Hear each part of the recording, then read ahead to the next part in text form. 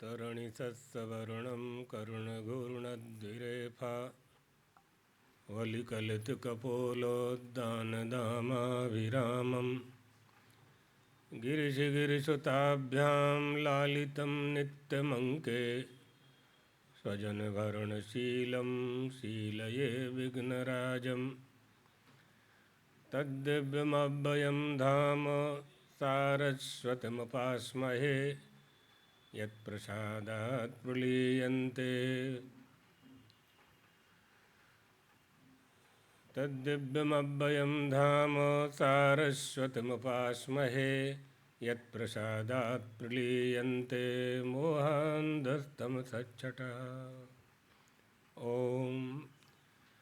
नारायणं पद्मभवं वसिष्ठं पद्मभवं वसिष्ठं शक्तिं च तत्पुत्रपराशरं च शक्तिं च तत्पुत्रपराशरं च व्यासं शुकं गौडपदं महान्तं व्यासं शुकं गौडपदं महान्तं गोविन्दयोगीन्द्रमथस्य शिष्यं गोविन्दयोगीन्द्रमथास्य शिष्यं श्रीशङ्कराचार्यमथास्य पद्मपादं च हस्तामलकं च शिष्यं श्रीशङ्कराचार्यमथास्य पद्मपादं च हस्तामलकं च शिष्यं तं तोटकं वार्तिककारमन्यानस्मद्गुरून् सन्ततमानतोऽस्मि तन्तोटकं वार्तिककारमन्यानस्मद्गुरुं सन्ततमानतोऽस्मि श्रुतिस्मृतिपुराणानाम् आलयं करुणालयं नमामि भगवत्पादं शङ्करं लोकशङ्करं भगवत्पादाद्य शंकराचार्य भगवान की जय। पीठद्वयाधीश्वर सद्गुरुदेव भगवान की जय। हर हर महादेव। ये बताया गया कि उपदेक्ष्यन्ति ते ज्ञानम ज्ञानिनस्तत्त्वदर्शिनः। यहाँ तक हुआ ना? 35वां हो गया। अच्छा, तो 35वें का अर्थ होगा यज्ञात्वा न पुनर्मोहम। ऐसा जब जान जाता है, कैसे जान जाता है? सद्गुरु की प्राप्ति हो जाने के बाद जब ऐसा जान जाता है तो क्या होता है? फिर मोह में नहीं पड़ता। शोक और मोह की तरंग फिर उसे उद्वेलित नहीं करती। ये कह रहे हैं भगवत पादाद्य शंकर भाष्यकार। इसमें कह रहे हैं कि फिर पुनः भूया मोहम एवं यथा इदानीं सोहम गतः असि पुनः त्वं न यास्यसि। फिर वह मोह को प्राप्त नहीं होगा। कब नहीं होगा? जैसे अभी हो रहा है। अगर अर्जुन के ऊपर ले जाते हैं इस श्लोक को, तो अर्जुन में शोक और मोह हुआ, युद्ध के लिए तत्पर थे, युद्ध करने से मना कर रहे हैं। जब भगवान ने उपदेश देना शुरू किया तो उनका इदम शांत हो गया। इदंतया जिस जिस वस्तु को हम जानेंगे, जहाँ जहाँ अंगुली निर्देश करके यह है, यह है, यह है, यह है, तो हमारे सामने कोई ना कोई होगा। जब कोई ना कोई होगा तो या तो हमारा उसके प्रति राग होगा या हमारा उसके प्रति द्वेष होगा। दो ही काम तो मनुष्य करता है, राग और द्वेष। इसी राग द्वेष से अभिमान की उत्पत्ति होती है। अभिमान से अविवेक होता है, अविवेक से अज्ञान होता है। उस अज्ञान को दूर करने के लिए भगवान अर्जुन का आश्रय लेकर के हम सबको गीता जी का उपदेश दे रहे हैं। तो माने आत्मज्ञान से, भगवान के उपदेश से अर्जुन का इदम शांत हुआ। इस श्लोक को समझ लेना चाहिए। अब मात्र क्या रह गया? अहम रह गया। क्या रह गया? अहम में मैं अर्जुन हूँ, मैं देवदत्त हूँ, मैं यज्ञदत्त हूँ, मैं स्त्री हूँ, मैं पुरुष हूँ। नाना प्रकार के जितने भी हैं वो सब अपने पर हम आरोपित करते हैं। इसको ब्रह्मसूत्र में अध्यास भी कहते हैं। अध्यास अतस्मिस्तद बुद्धि, जो जैसा नहीं है उसको वैसा स्वीकार कर लेना, ये अध्यास है। गौरव हम, मैं गोरा हूँ, अरे तुम गोरे हो भाई साहब की चमड़ी गोरी है तुम्हारी। देखो तो सोचो तो, विचार तो करो थोड़ा सा। बिल्कुल सोचते ही नहीं है, चिंतन ही नहीं करते हैं। आप चमड़ी बन गए, एक कागज़ की पतली चमड़ी है जो पूरे शरीर को ढाके हुए है। इस शरीर चमड़ी के अंदर जो रस, रक्त, मांस, मज्जा, अस्थि, सप्त धातुएं जो भरी हुई हैं, वो सब आच्छादित हैं। भक्ष भोज्यादयः सर्वे अत्यंतम चाति, गीता में नहीं लिखा है, अत्यंतम चाति शोभना मलम भवन्ति तत्स्पर्शात् तत्कथम शोभनम वपुः। वपु माने शरीर। अरे मनुष्य, जिस भोजन को आप करते हो उस भोजन को ढांकने वाली एक चमड़ी है, कागज जैसी पतली चमड़ी है, त्वचा। सारे विकार आच्छादित हैं। भोजन किया है आपने, बहुत सुंदर भोजन किया है, शरीर भी सुंदर भोजन किया है। जिस शरीर को पाकर के वो भोजन मल बन गया है, तत्कथम शोभनम वपुः, फिर उसे सुंदर कैसे कहते हो? भोजन को यदि वेयर हाउस में रख दें तो साल 2 साल तक वो अनाज खराब नहीं होता। एग्रीकल्चर वाले लोग जानते हैं। आपका बनाया हुआ भोजन भी आप लोग फ्रिज में रख देते हैं, अलाल लोग, फिर गरम गरम करके खाते रहते हैं रोज़, 2-4 दिन का इकट्ठा बना देते हैं। एक माता जी के हम ठहरे थे दिल्ली में तो सब्जी बना के रख लेती थी वो, और जब खाना हुआ तो गरम करके परोस दी। 3-4 दिन तक चलता था। 2-4 दिन तक फ्रिज में रखी हुई वस्तु खराब नहीं होती। फल तो अठवाडिया 15 दिन तक खराब नहीं होते फ्रिज में, लेकिन आपके डब्बा में रख दिया जाए तो 8 घंटे में मल बन जाता है। तत्कथम शोभनम वपुः। अरे मनुष्यों, फिर से सुंदर कैसे कहते हो? इसकी सुंदरता कैसे है, कहाँ है, कैसे होती है, वो भी बताएंगे। अत्यंत धवला वस्त्रः, अति सुंदर कपड़ा, खादी भंडार से 1000 रुपया मीटर की खादी लेकर के आए, कुर्ता बनाया, उसका जब्बा बनाया, धारण कर लिया। 2-4 दिन अगर उसको नहीं धोया तो उसकी जो कॉलर होती है यहाँ काली पड़ जाती है, काली पड़ जाती। तत्कथम शोभनम वपुः। खादी भंडार में 10 साल से रखा था, काला नहीं पड़ा। आपके शरीर के स्पर्श से, आपके शरीर के संपर्क से वो सफ़ेद स्वच्छ दूध जैसा सफ़ेद कपड़ा मैला हो गया, मटमैला हो गया। तत्कथम शोभनम वपुः। अतीब धवला, चंदन आदि के लिए भी ऐसे उदाहरण दिए। इसकी शोभा कब है? जब ये भगवान का भजन करता है, संत की सेवा करता है, गुरु और ग्रंथ का आश्रय लेता है, सन्मार्ग पर चलता है, स्वयं भोजन करता है, दूसरों को भोजन करता है, स्वयं पानी पीता है, पानी नहीं परब करे छे, पानी के लिए परब करता है, प्यासों के लिए, तब इसकी सुंदरता है, तब ये देह सुंदर है।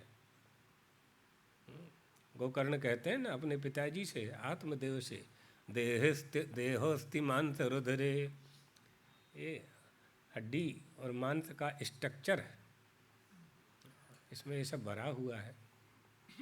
पतला सा कागज जैसी चमड़ी लगी हुई है, उसी से सब आच्छादित है, ढका हुआ है। इसको सुंदर नहीं कहा जा सकता। अहम आ जाता है, गौरव हम पर से ये बात सुना दी ना। स्थूलो हम, धनिको हम, तिष्ठामि गच्छामि लंघयामि चेति बाह्य धर्मान आत्मनि अध्यस्यति। बाह्य धर्मों का आरोप आत्मा के ऊपर कर लेता है।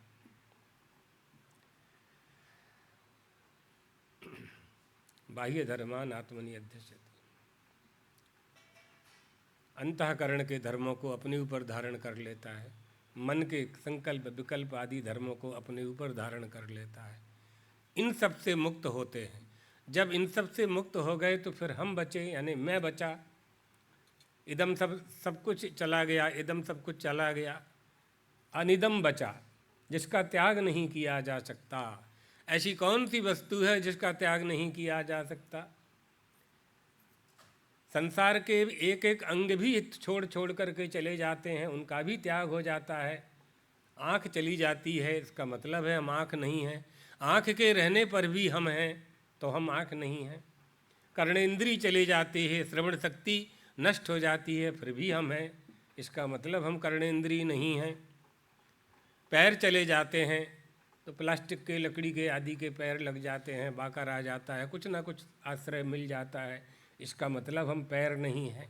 हाथ चले जाते हैं तो हाथ भी दूसरा लग जाता है, इसका मतलब हम हाथ नहीं। ना भी लगे तो बिना हाथ के रह सकते हैं, रहते हैं लोग, रहते हैं।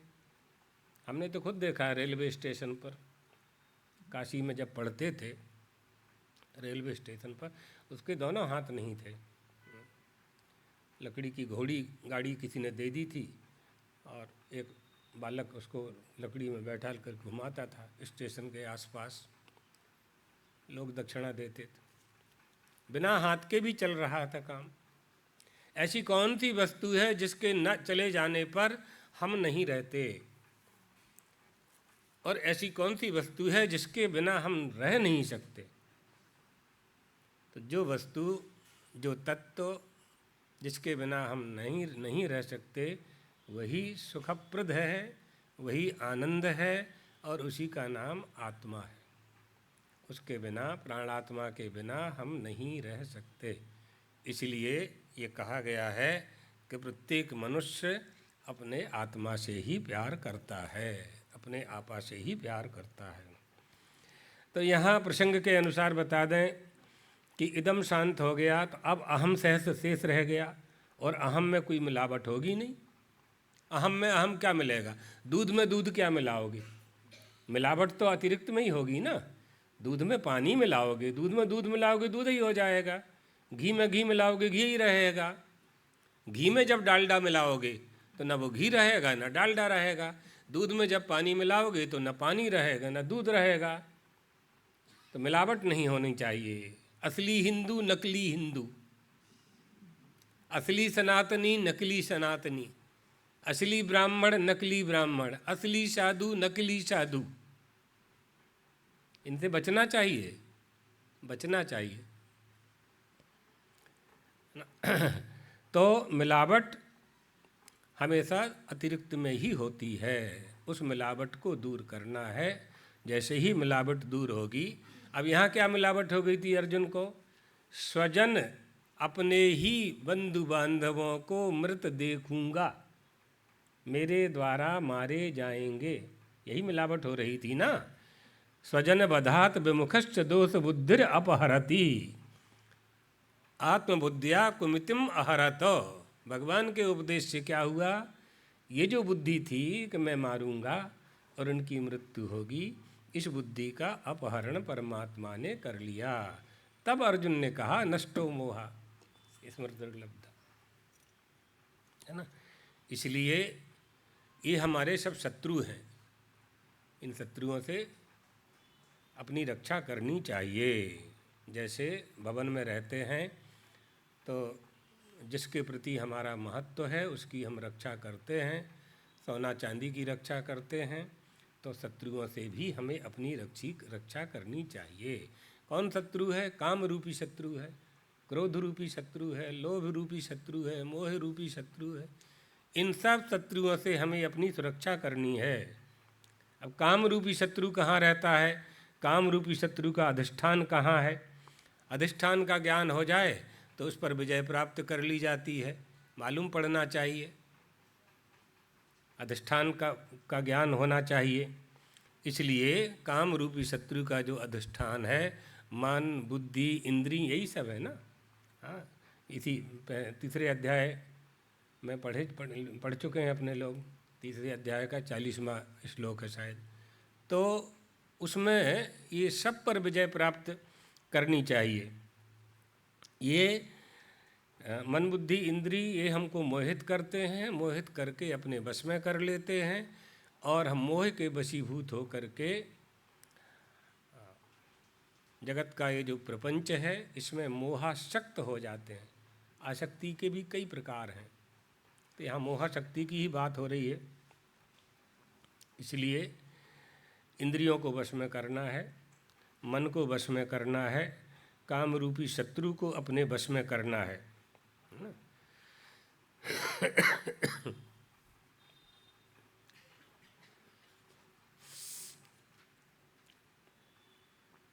आ जाइए, 36 है ना, 35 हो गया ना। हाँ, मत संस्थानी इमानी भूतानि, येन ज्ञानेन भूतानि अशेषेण ब्रह्मादीनि आब्रह्मस्तंभ पर्यंतानि द्रक्षति साक्षात आत्मनि। साक्षात आत्मनि यानी प्रत्यगात्मनि, प्रत्यगात्मा, प्रत्यगात्मा। तो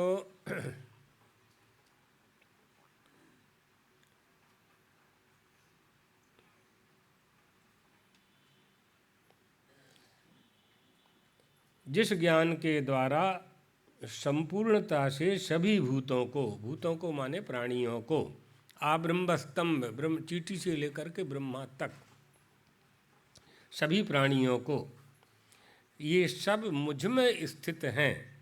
मयि वासुदेवे परमेश्वरी च इमानी, है ना, 35वें का दूसरा भाष्य।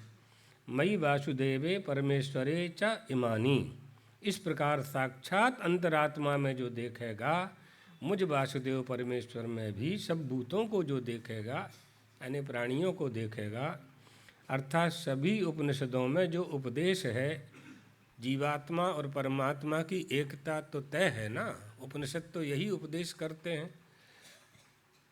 तो वो जो देखेगा वो सर्वोपनिषद प्रसिद्धम द्रक्ष्यसि क्षेत्रज्ञ ईश्वरीकत्वम, वो उसका प्रत्यक्ष अनुभव करेगा, प्रत्यक्ष अनुभव करेगा जो प्राणी मात्र में वासुदेव को देखेगा। किंच एतस्य ज्ञानस्य महात्म्यम, इस ज्ञान का महात्म्य क्या है, ये ज्ञान क्यों बताया जा रहा है, इससे क्या प्राप्त होगा। तो इस आशंका को दूर करते हुए भगवान बोले, अपि चेदसि पापेभ्यः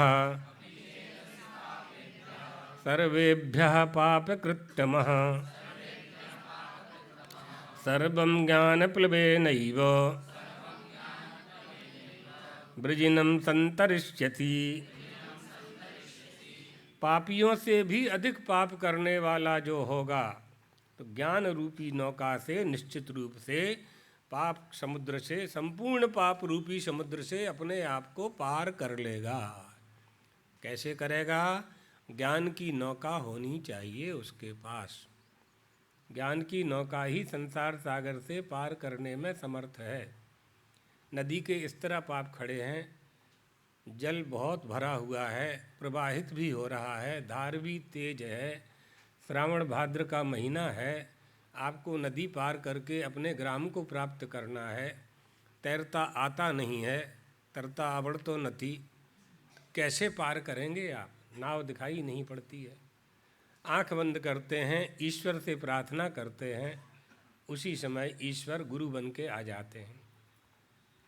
धर्म की नाव ले आते हैं, बेटा बैठो इस पर, उस नाव में अपने भक्त को बैठा लेते हैं।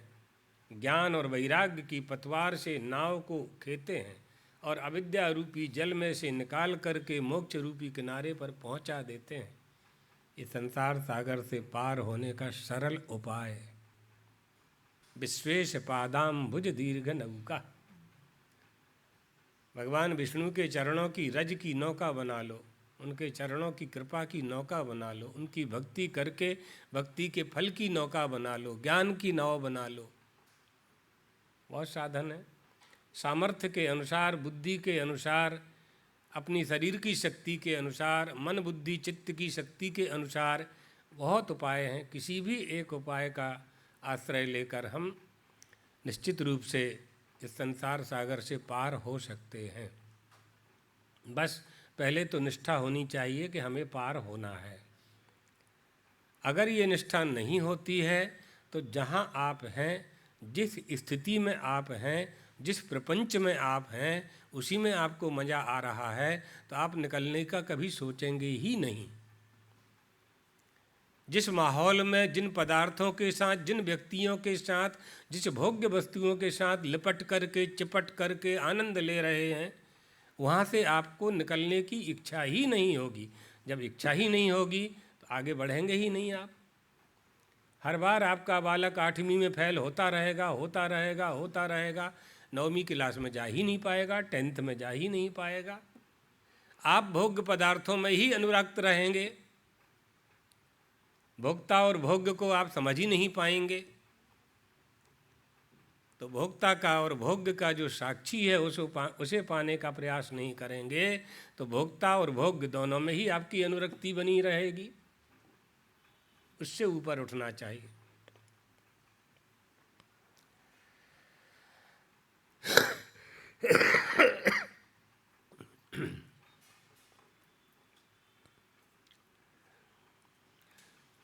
अपि चेत असि पापेभ्यः, भाष्यकार आ गए, यदि तुम पाप करने वाले प्राणियों से अधिक पाप करने वाला भी अति पापी है। सर्वेभ्यः अतिशयेन पापकृततमः सर्वं ज्ञानप्लवेनैव। एव ज्ञानम, एव लगा दिया माने अवधारणार्थक, अवधारणार्थक।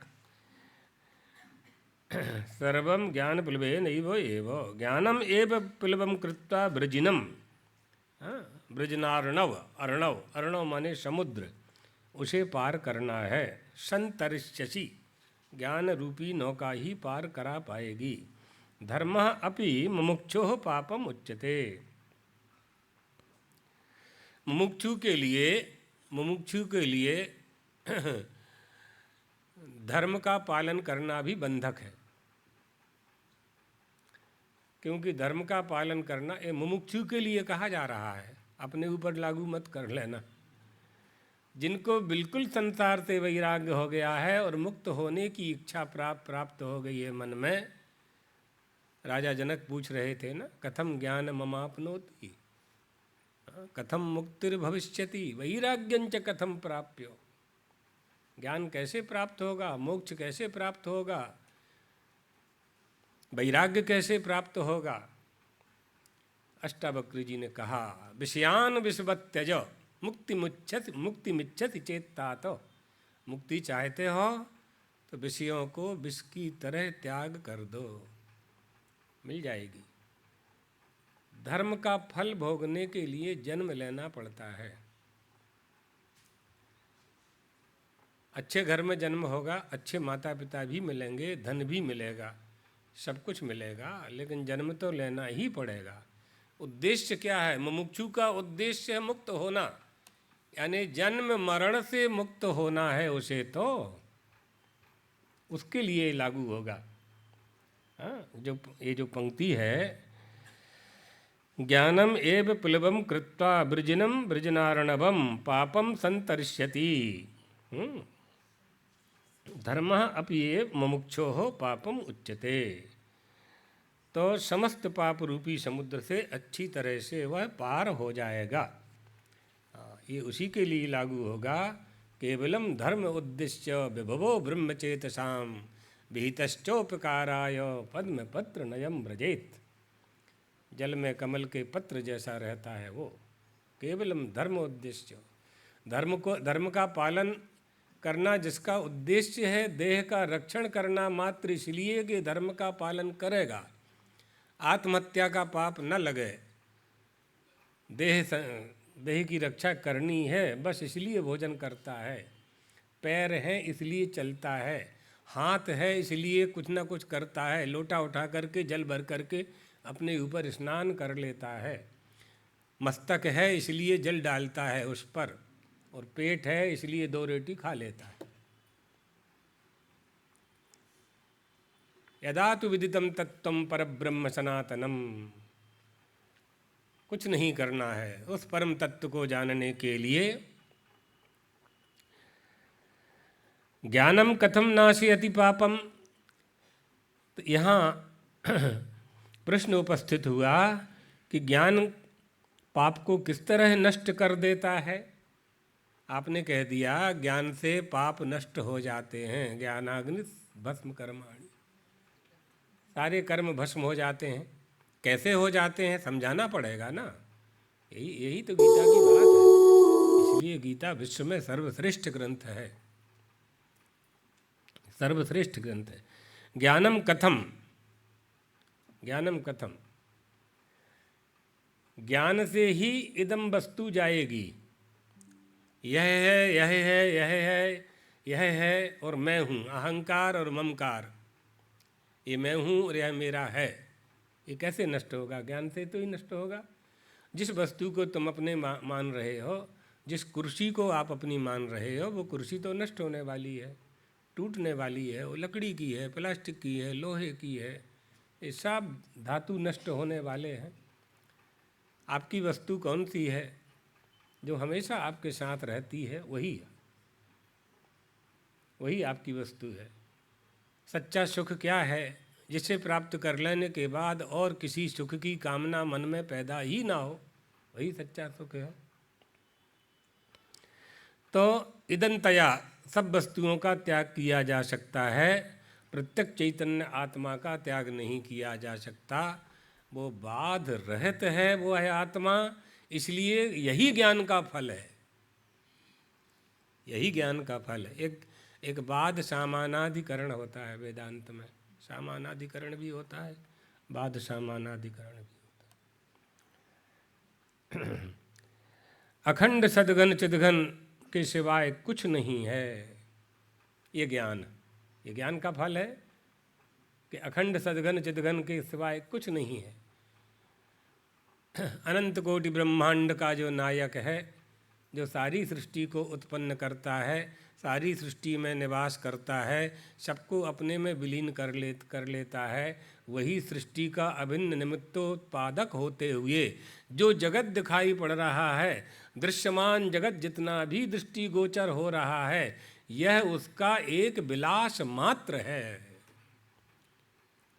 उसके सिवाय कुछ नहीं, उसका विलास है, बस यही समझना है। ये कैसे समझेंगे? तो जब ये कहा कि कथम ज्ञानम कथम नश्यति पापम, तो ये अविद्या का नाश हो जाता है, अज्ञान का नाश हो जाए तो पाप का तो वहाँ काम ही नहीं है, फिर वो तो हो ही जाएगा। न विरोधो न चोत्पत्तिर न च बद्धो न साधकः। जब बंधन ही नहीं है तो मुक्त होने की कल्पना ही नहीं होती। आपको जेल जमानत कौन लेता है? जमानत कौन लेता? जामीन कौन मांगे छे?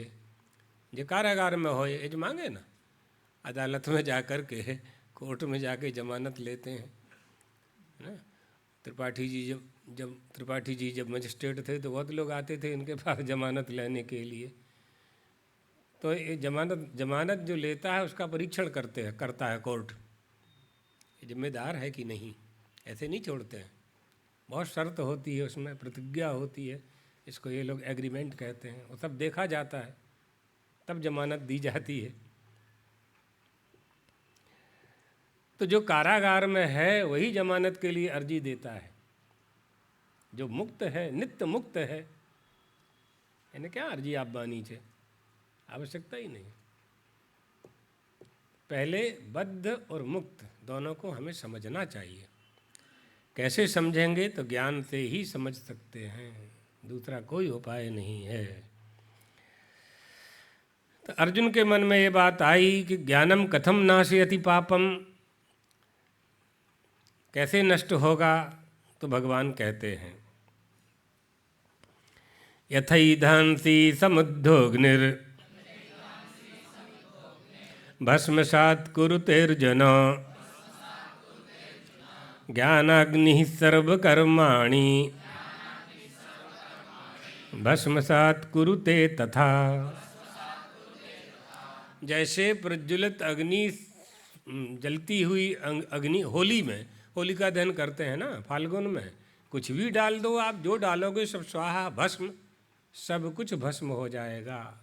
जो कुछ भी आप डालते जाएंगे वो सब भस्म होता जाएगा। उसी तरह से ज्ञान रूपी अग्नि सभी कर्मों के फल को, कर्म फल को नष्ट कर देती है, कर्मों को नष्ट कर देती है। यथांसी, यथांसी, यथांसी माने काष्ठानी।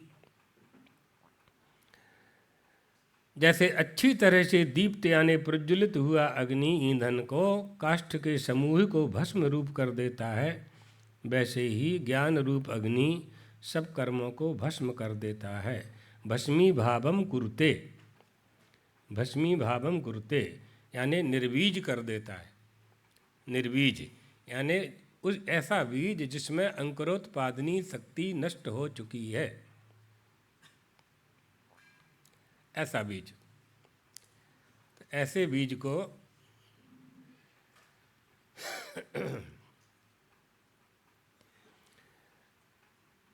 किसी भी बीज को आप कढ़ाई में भूंज देंगे तो फिर उसमें अंकुर नहीं बनेगा,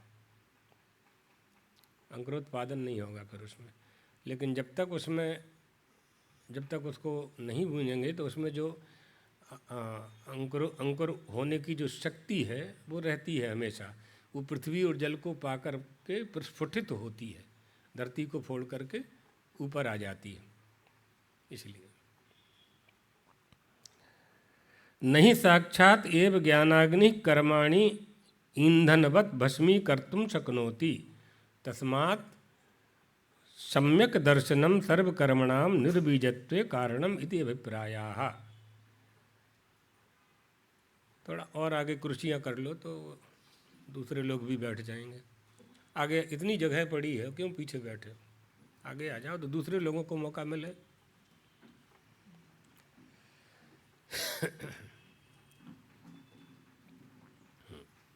बस ठीक।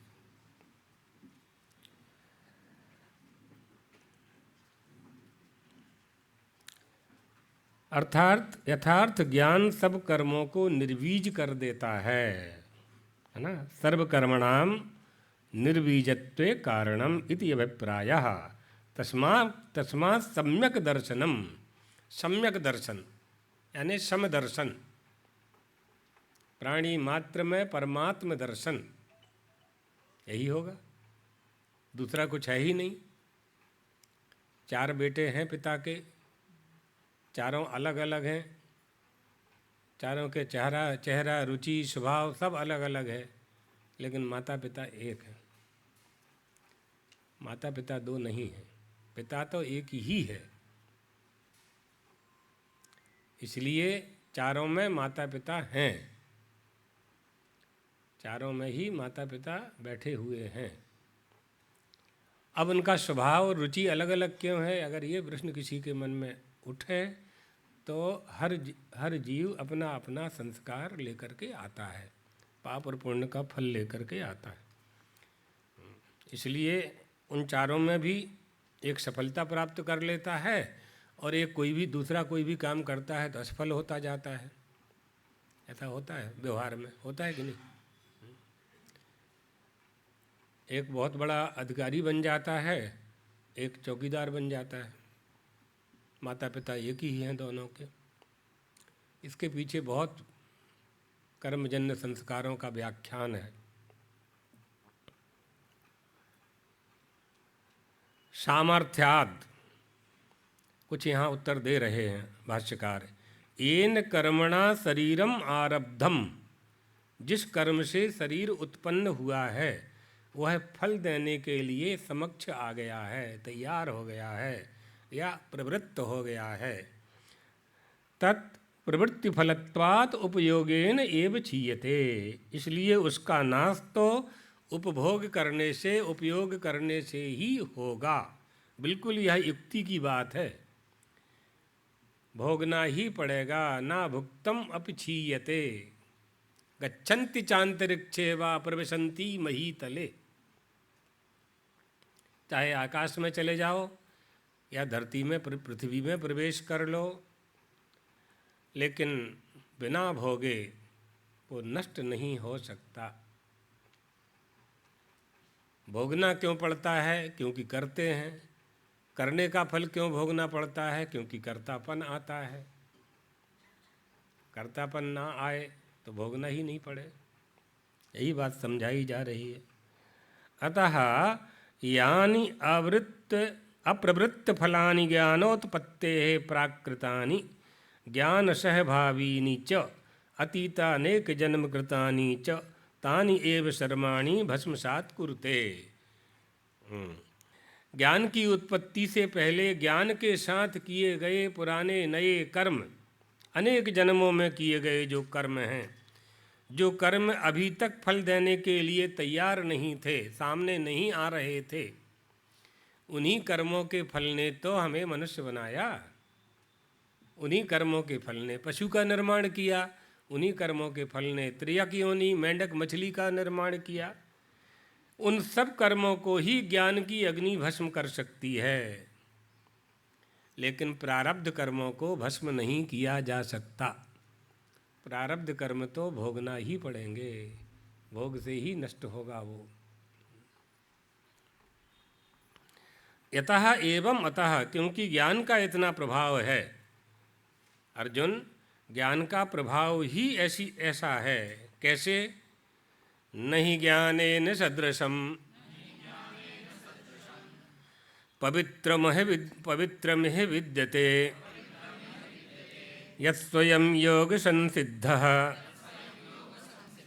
कालेनात्मनि विन्दति। इस संसार में ज्ञान के सिवाय पवित्र करने वाला दूसरा कुछ है ही नहीं। उस ज्ञान को कितने ही काल से, कोई आज की बात नहीं है, कितने समय से शुद्ध अंतःकरण करने वाला यह मनुष्य अपने आप ज्ञान का आश्रय लेकर के आत्मबोध प्राप्त कर लेता है। आत्मबोध प्राप्त कर लेता है। नहीं ज्ञानेन सदृशम, सदृशम माने तुल्यम, कोई उसके बराबर नहीं है। पवित्रम, पवित्रम माने पावनम, पवित्र शुद्ध करने वाला, पावन माने शुद्ध, शुद्धिकरम इहि विद्यते। तद ज्ञानम, उस ज्ञान को स्वयं एव योग संसिद्धि, योग के द्वारा, कर्म के द्वारा, समाधि के द्वारा, योगेनो इति कर्म योगेनो, कर्म योगेनो माने समाधि योगेनो च संसिद्धः, शुद्ध अंतःकरण हुआ वाला हुआ है। अर्थात वैसी योग्यता को प्राप्त करके मुमुक्षु अपने आत्मा में ही उस ज्ञान को पाता है, माने साक्षात कर लिया करता है। अस्ति ब्रह्मेति चेद्वेदो परोक्षम ज्ञानमेव तत् अहम ब्रह्मेति चेद्वेदो साक्षात्कारः स उच्यते। जब तक ये ज्ञान रहेगा कि भगवान है, तब तक आपको परोक्ष ज्ञान ही हुआ है। जब ये आप जान लेंगे कि जिसे हम खोज रहे हैं वो तो हम ही हैं, यही अपरोक्ष ज्ञान है। ब्रह्म को खोजेंगे, जीव बन के खोजेंगे, मनुष्य बन कर के खोजेंगे, ब्राह्मण बन के खोजेंगे, क्षत्रिय बन के खोजेंगे, स्त्री बन के खोजेंगे, पुरुष बन के खोजेंगे, श्रेष्ठ बन कर के खोजेंगे, ज्ञानी बन कर के खोजेंगे, अज्ञानी बन कर के खोजेंगे। कुछ ना कुछ आप बनेंगे। जो आप बनेंगे उसके गुण और धर्म आप पर लागू हो जाएंगे, है ना। यूपीएससी की परीक्षा किसी ने दी और वो जिलाध्यक्ष बन गए, है ना, जो आप लोग कलेक्टर बोलते हो ना, जिलाध्यक्ष बन गए। तो जिलाध्यक्ष बनने के पहले भी वो थे, लेकिन जिले को चलाने का पावर उनको नहीं था। वो तो थे, लेकिन जिले का संचालन, मैनेजमेंट उनके पास नहीं था। जब वो जिला कलेक्टर बने तब सुरेंद्रनगर जिले का संचालन उनके हाथ में आया, उसके पहले भी वो थे। तो आप जो आप बने, क्या बने? कलेक्टर बने, तो कलेक्टर का धर्म लागू हो गया। 3 साल बाद जब आप कलेक्टर नहीं रहेंगे तो गांधीनगर में सचिवालय में चले जाएंगे, तो फिर वहाँ सुरेंद्रनगर में आपका ऑर्डर काम नहीं करेगा। ये बात है। उन्हीं को ये जो लौकिक उदाहरण है, जो व्यवहारिक पक्ष है इसका आश्रय लेने से जल्दी बात समझ में आ जाती है। हम जो बनेंगे उसके धर्म हम पर लागू होंगे। जब तक आपका विवाह नहीं था, विवाह नहीं हुआ था, तो बेटा बेटी दोनों ही नहीं थे आपके पास, ठीक है ना। और जब विवाह हो गया तो बेटा और बेटी हो गए, तो पिता का धर्म लागू होगा कि नहीं होगा?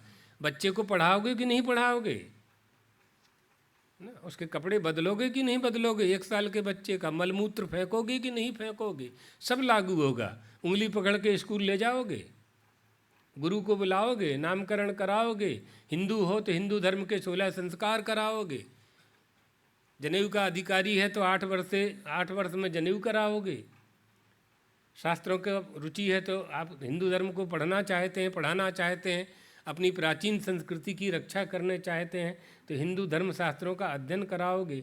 अगर आपका बालक नहीं हुआ, बालिका नहीं हुई, तो ये सब करने की आवश्यकता ही नहीं पड़ेगी। और अगर हो गए तो ये सब धर्म आप पर लागू होंगे। पढ़ाने की जिम्मेदारी आपकी है, एडमिशन कराने की जिम्मेदारी आपकी है, प्रवेश शुल्क भरने, તમે एडमिशन कहो છો ना, एडमिशन कराने की जिम्मेदारी आपकी है। कौन कराएगा? पड़ोसी थोड़ी ना करेगा, आपको ही करना है। सीधी सीधी बात। कब हुआ ये कब हुआ? जब आप पिता बने। पिता कब बने? जब आप पति बने किसी के। पति कब बने? जब आपका विवाह हुआ।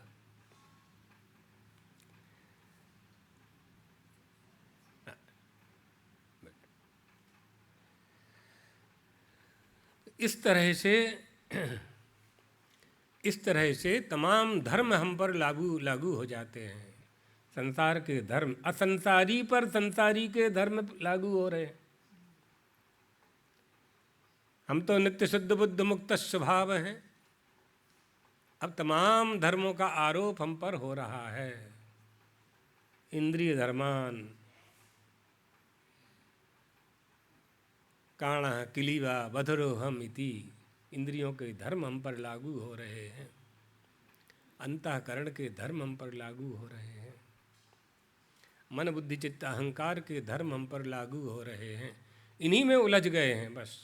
और अगर ज्ञान हो गया तो ये सब होते हुए भी हमारा इनसे कोई संबंध नहीं है। आँख को देखना चाहिए, इसलिए वो देखती है।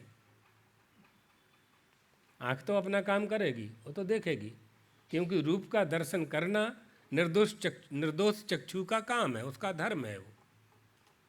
इंद्रियस्यार्थे, इंद्रियों के लिए इंद्रियां, तो आँख के लिए रूप, आँख के लिए रूप उसका विषय है, वो तो देखेगी। लेकिन उसने जो सोने को देखा बगीचे में पड़ा हुआ और उसको जो उठाने की इच्छा हुई, वो आँख ने आपके शरीर से दोष पाप करा दिया। अब आँख को चलाने वाला कौन है? आँख को चलाने वाला है मन। तो मन को यदि वश में कर लिया है आपने, तो नेत्र को वश में करने की आवश्यकता नहीं है। तो आप सोने को देख करके भी नहीं देखेंगे। हमारे बगीचा में न आने के पहले सोना था कि नहीं था हमको नहीं पता, तो अभी भी नहीं है हमारे लिए। हमारे लिए होते हुए भी यह सोना नहीं है। पड़ा रहा है, हमारे क्या लेना देना। और अच्छी बुद्धि आएगी तो धूल उठा के उस पर डाल देगा, धूल डाल देगा, और किसी की वृत्ति खराब ना हो। एक नाथ महाराज जी चले जा रहे थे दर्शन करने के लिए दक्षिण भारत की यात्रा में। सोना पड़ा हुआ था, पत्नी साथ में थी। तो स्त्रियों को सोने से बड़ा प्रेम होता है, माताओं को दागीना से बड़ा प्रेम होता है। तो उन्होंने सोचा है कि इसको सोने के प्रति राग ना हो जाए, तो मिट्टी डाल दी, उसमें मिट्टी डाल दी। कोई महात्मा सुना रहे थे महाराष्ट्र के हमको। हाँ हाँ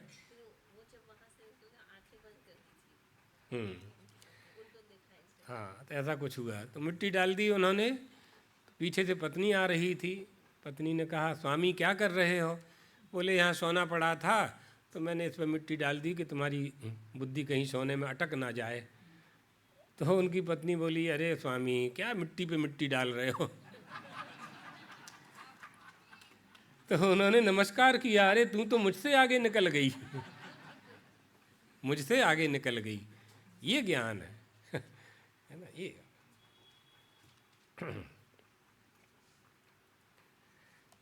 तो इसलिए ज्ञान से ही यह तय होता है कि अखंड सद्गन चिद्गन आनंद घन में कुछ भी नहीं है। यूँ तो ब्रह्म साक्षात्कार दुदर्श है, जल्दी नहीं होता है, क्योंकि इस ब्रह्म साक्षात्कार करने की जो कोटियाँ हैं, बहुत सी कोटियाँ आच्छादित करती हैं, ढांकती हैं ना? उस परम तत्व का साक्षात्कार न करने से हम अनंत ब्रह्म को जानने वाले होकर के भी जान नहीं पाते। हम जानने वाले हैं, हम जान सकते हैं पर नहीं जान सकते। और जब जान नहीं पाते तो एतदर्थ अन्य को जानते हैं, दूसरों को जानने का प्रयास करते हैं। अब दूसरों में इतनी रमणीयता होती है कि हमारा मन लग जाता है। संसार के प्रपंच में रमणीयता तो है। अनविचार रमणीय सदा संसार भयंकर भारी, सुख संतोष दया कृपा से सुखकारी उपकारी। ये भ्रम हो जाता है अनविचार से रमणीयता में। जब भ्रम हो जाता है तो जिसे हम जानने की कोशिश करते हैं उसको जान नहीं पाते हैं और उसी भ्रम में भ्रमित होते रहते हैं। और फिर हमें कोई भ्रामयन सर्वभूतानि फिर घुमाता ही रहता है। तो भ्रमंतम देवदत्तम भ्रामयति, घूमने वाले भ्राम्यन सर्वभूतानि यंत्रारूढ़ानि मायया, आएगा इस गीता जी में ही आएगा, तो उस समय विस्तार से बता देंगे। तात्पर्य उसका ये है कि भ्रमण करने वाले को ही भगवान भ्रमण कराता है, घूमने वाले को ही घुमाता है ना। जहाँ घूमने की बात खत्म हो गई है, जहाँ ज्ञान हो गया है, वहाँ क्या है। इसलिए हम अन्य को जानने में लगे रहते हैं, माने संसार को जानने में लगे रहते हैं, अपने को जाने बिना। अपने अगर ज्ञान हो जाए तो ज्ञानजन्या भवेत् इच्छा, इच्छाजन्या कृतिर भवेत्, है ना। ज्ञान से इच्छा होगी, इच्छा से कृति होगी, कृति से हम जानेंगे कि हम जो कर रहे हैं वो करने योग्य था कि नहीं था। तो शास्त्र बीच में आएगा, इच्छाजन्य। और कृतजन, जो किया गया है हमारा, वही तो हमें फल देगा। देखना यह है कि क्या किया है। जो करना था वही किया है कि जो नहीं करना था वो हम कर बैठे। तो नहीं ज्ञानेन सदृशम पवित्र मिहि विद्यते तत्स्वयं योग संसिद्ध काले नात्मनि सिद्धति। भले ही बहुत काल बाद उसका फल मिले, लेकिन मिलता है। कर्म योग या समाधि योग के द्वारा बहुत काल में भली भांति प्रकार किया गया। समाधि योगेन च संसिद्धः, शुद्ध अंतःकरण हुआ, अर्थात वैसी योग्यता को प्राप्त हुआ मुमुक्षु स्वयं अपने आत्मा में उस ज्ञान को प्राप्त कर लेता है। अब संसार के जो संबंध हैं, उन संबंधों में जन अनुरक्ति होती मिलते हैं। तो मिलना क्या है, संबंध क्या है, कैसे मिलते हैं हम सब। यथा काष्ठंच काष्ठंच, नदी के प्रवाह में नदी में बाढ़ आई और दो लकड़ी नदी में प्रवाहित हो रही है, थपेड़े आए तो दोनों लकड़ी मिल गई, फिर अलग हो गई, फिर मिल गई, फिर अलग हो गई। यही संसार के संबंध है।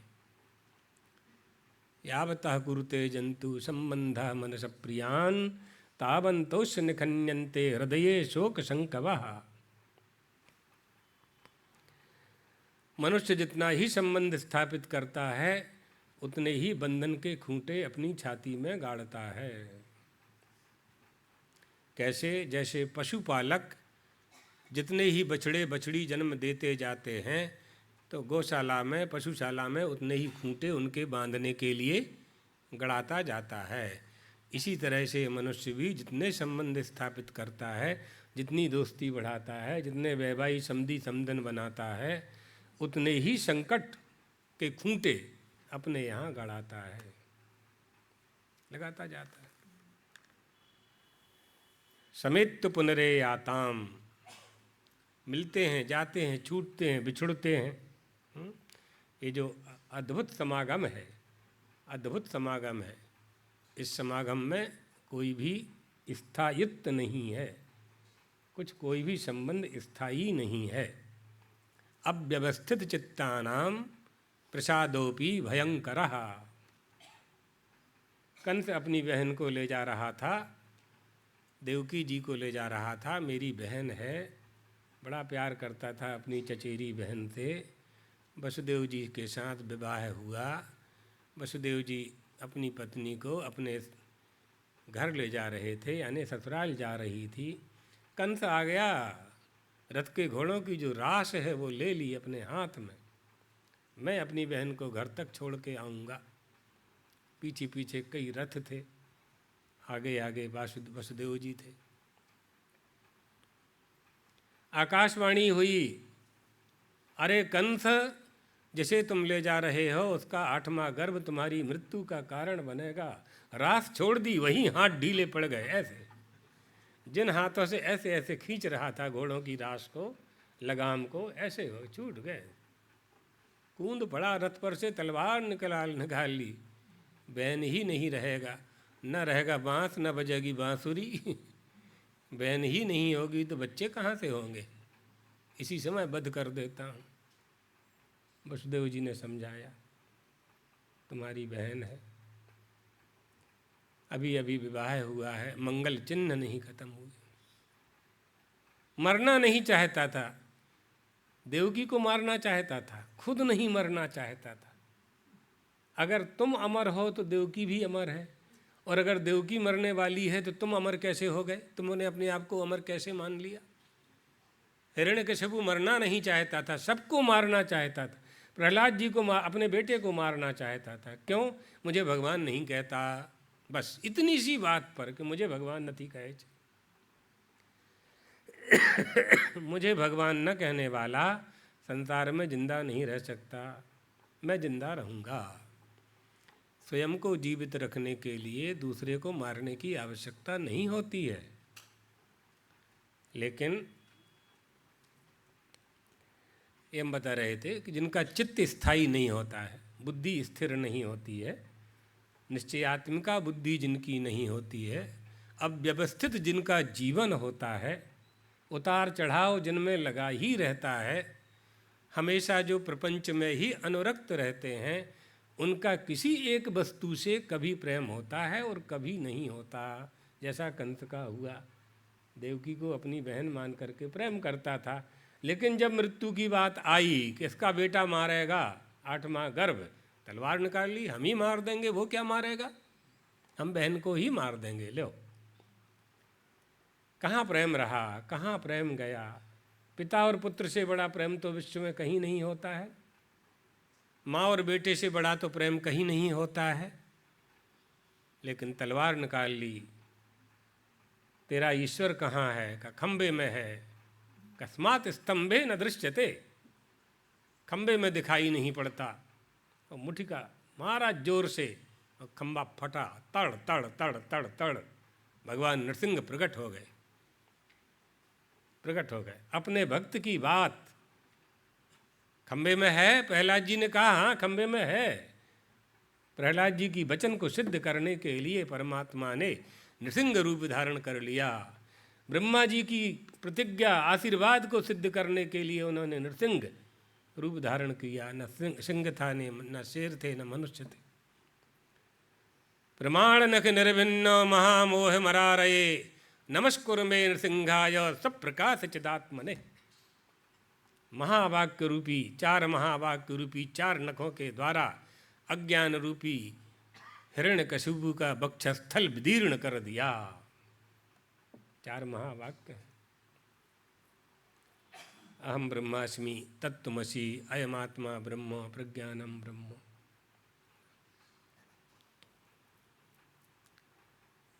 पूर्वाम्नाय ऋग्वेदीय पूर्वामनाय शंकराचार्य मठ का प्रज्ञानम ब्रह्म, ये महावाक्य है वहाँ का। तत्त्वमसि द्वारका का महावाक्य है, सामवेदीय शारदा पीठ का, श्रृंगेरी शारदा पीठ का महावाक्य है, अहम ब्रह्मास्मि। बदरिकाश्रम ज्योतिर्मठ, बदरिकाश्रम हिमालय ज्योतिर्मठ का महावाक्य है, अयम आत्मा ब्रह्म। ये 4 महावाक्य हैं, 4 वेद हैं, 4 दिशा हैं, 4 महावाक्य हैं, 4 धाम हैं, 4 मठ हैं। चतुर्षु च पीठेषु भगवत्पादाद्य शंकराचार्यैः वेद संरक्षणाय चतुर्भ्योऽपि पीठेभ्यो एकैको वेदो दत्ताः। भगवत्पादाद्य शंकराचार्य ने वेदों की रक्षा के लिए ही चारों पीठों को एक एक वेद दिया। इस वेद का पठन पाठन आपके मठ में होना चाहिए। इसलिए द्वारका का सामवेद है, सामवेद का प्रकाशन कौथमी शाखा और रामायणी शाखा का प्रकाशन द्वारका शारदा पीठ से हुआ है। तो ये ज्ञान आ जाइए। आपन्नः मुमुक्षुकालेन महता आत्मनि विन्दति, विन्दति माने लभते।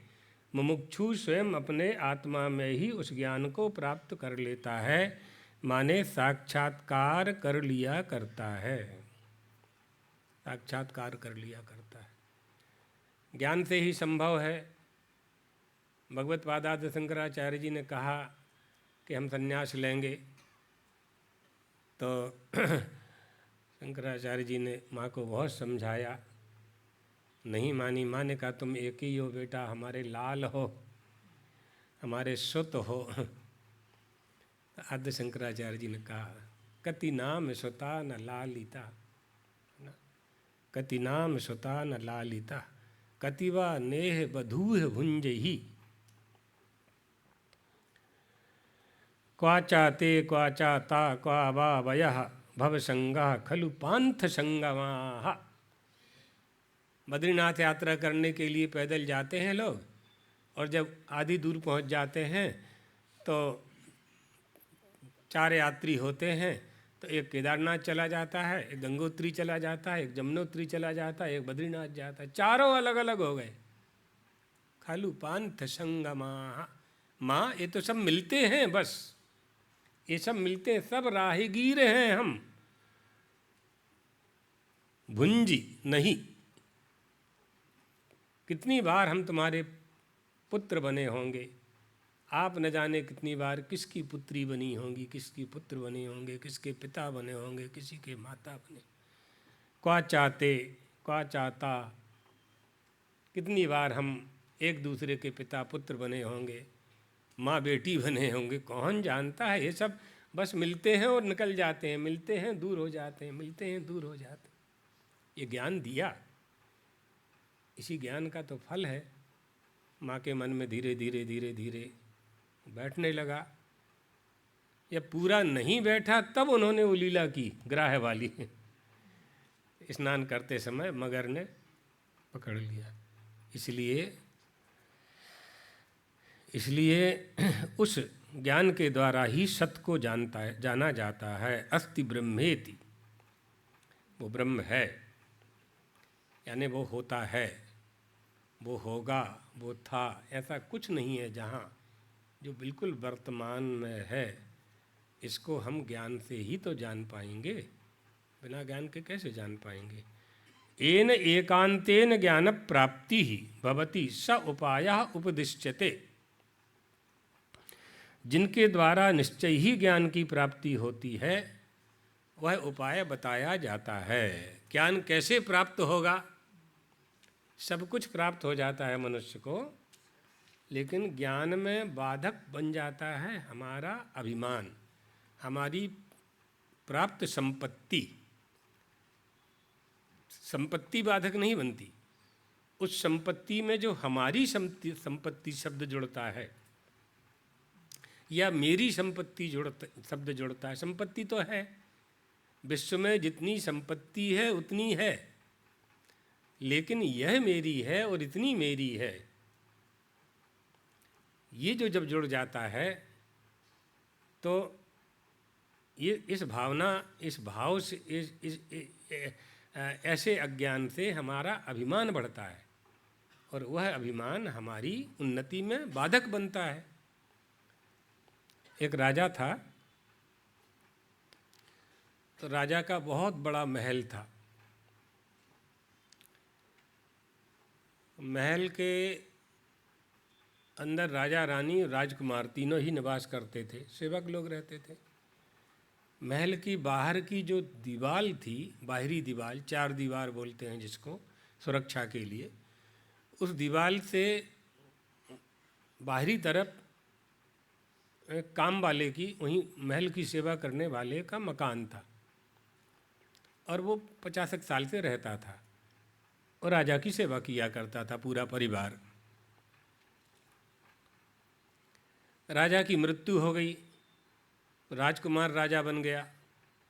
पहले तो यही परंपरा थी, राजा का बड़ा बेटा ही राजकुमार राजा बनेगा, तो उसको राजा बना दिया गया। राजा के मन में आया कि महल बहुत पुराना हो गया है, इसको विस्तार किया जाए और जो 4 दीवारी है, परकोटा है, बाउंड्री वाल, उसको भी चौड़ा किया जाए। तो वहाँ उसका जो मकान था वो बीच में आ रहा था, तो उसने नौकर को बुला करके कहा कि भाई तुम मकान खाली करो।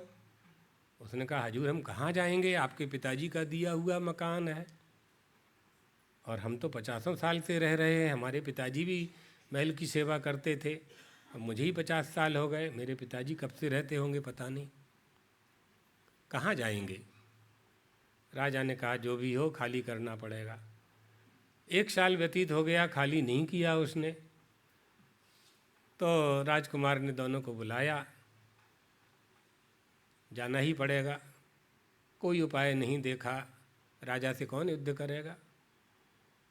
तो सामान पूरा तैयार किया और गांव के बाहर जा कर के एक झोपड़ी बना ली और झोपड़ी में बना करके दोनों पति पत्नी वहाँ निवास करने लगे। पत्नी जो थी वो समझदार थी, उसने सोचा कि नया नया राजा बना है, इसकी बुद्धि में धर्म बैठाना चाहिए। तो काम वाले की पत्नी एक दिन जहाँ उसने मकान खाली किया था उस प्लाट पर आई और कुदारी फावड़ा त्रिक्रम लेकर के उसने वहाँ की मिट्टी खोदी और एक टोकना में मिट्टी भर ली और ज़्यादा भर ली। और प्रातः काल का समय था, वो जानती थी कि राजा घूमने के लिए सवेरे छड़ी लेकर के निकलते हैं, तो मुझे देख लें ऐसा समय उसने तय किया था। मिट्टी भर करके उसको उठाने की उसने कोशिश की तो वो नहीं उठी, तो चारों तरफ देखने लगी कि कोई दिख जाए, वहाँ कोई दिखा नहीं। इतने में राजा साहब घूमते घूमते भ्रमण करते करते वहाँ आ गए। तो उसने राजा को नमस्कार किया, कहा महाराज एक निवेदन था आपके चरणों में। बोले यहाँ तुम क्या कर रही हो? बोले यहाँ 150 साल रहे, हमारे पूर्वज भी रहे, ससुर भी रहे, तो आपने हमको यहाँ से तो निकाल दिया है, तो हमने सोचा कि एक टुकना मिट्टी ले जा कर के हम अपनी झोपड़ी में रख लेंगे तो हमें यहाँ की माटी की स्मृति बनी रहेगी। हमारा इस मकान से, इस मिट्टी से प्यार हो गया था, प्रेम हो गया था। तो राजकुमार ने कहा कोई बात नहीं, ले जाओ, कोई हर्जा नहीं। समस्या है महाराज? क्या समस्या है? ये मिट्टी मैंने ज़्यादा भर ली और मुझ में ताकत है नहीं, तो उठती नहीं है, तो उठा करके मेरे सिर पे आप रख दो। आप तो महाराज हो, आप कौन कहेगा, लेकिन मैं निवेदन करती हूँ आपसे, मेरे सिर पर ही रख दो तो मैं इसे ले जाऊँ। तो राजा ने सोचा कि बहुत दिन सेवा की है, कोई बहुत बड़ी बात नहीं है, अभी कोई देख भी नहीं रहा है। तो राजा ने उस टोकना को उठाया, 5-6 इंच तो वो उठा। और राजा लोग काम वाम तो करते नहीं, इन्हें क्या काम करवानी ट्यो छे कोई काम करते नहीं हो। तो उठाने की कोशिश की, वो टोकना नहीं उठा। नहीं उठा तो राजा ने पटक दिया। तो कामवाली बोली, महाराज जिस प्लाट में मेरा मकान था ये लगभग 10,000 फीट है, भले ही आपके पूर्वजों ने दिया, लेकिन 10,000 फुट के आसपास होगा। आप एक टोकना मिट्टी नहीं उठा पा रहे हो, एक टोकना मिट्टी नहीं उठा पा रहे हो, तो 10,000 फुट की मिट्टी ऊपर कैसे ले जाओगे मरने के समय? ये पूरी मिट्टी ऊपर कैसे ले जाओगे? कितने बड़े ज्ञान की बात कही। एक टोकना मिट्टी उठाते नहीं बन रहा है, तो जब आप मरने लगोगे उस समय इस जगह की, महल की, मेरे प्लाट की याद आएगी आपको, तो ये मिट्टी ऊपर कैसे ले जाओगे आप? नहीं ले जा सकते। राजा को ज्ञान हो गया, समझ गया कि उलाहना दे रही है, ताना मारे छे मने। गया, चल करके काम वाले को बुला के लाया, उसकी पत्नी को बुलाया महल के अंदर, और मंत्री से कहा इसके लिए नया मकान बना करके दो। तो ज्ञान से ये अज्ञान नष्ट होता है। जब तक अज्ञान बना रहेगा, राजा को यही अज्ञान था कि सबका मालिक मैं हूँ, सबका मालिक मैं हूँ। और कामवाली ने इतना ज्ञान करा दिया कि नहीं, आप इसका उपयोग करने वाले हैं, आप मालिक नहीं हैं। मालिक होते तो ये वस्तु आपके साथ जाती। आपके साथ जाने वाली जो वस्तु है, धर्मस्तिष्ठति केवलम,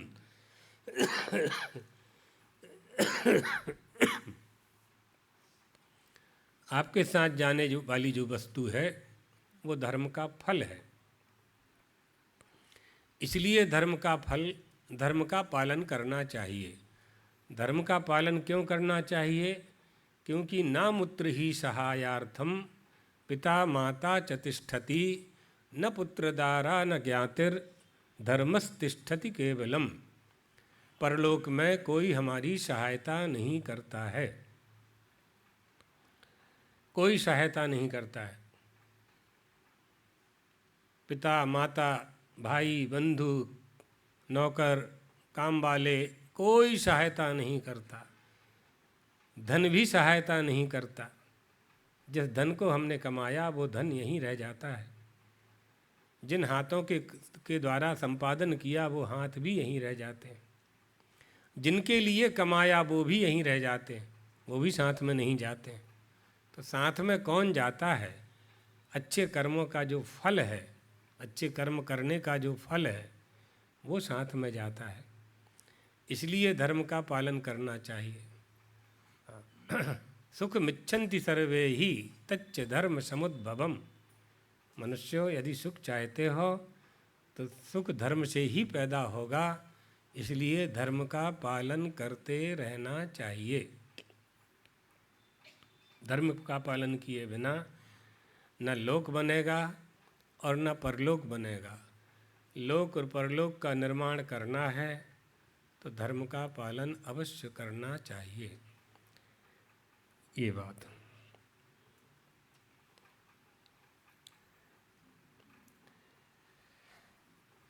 तो येन एकांतेन ज्ञान प्राप्ति भवति स उपायः उपदिश्यते।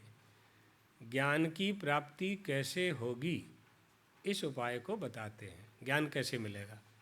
एक दूसरे से एक दूसरे का तारतम्य है,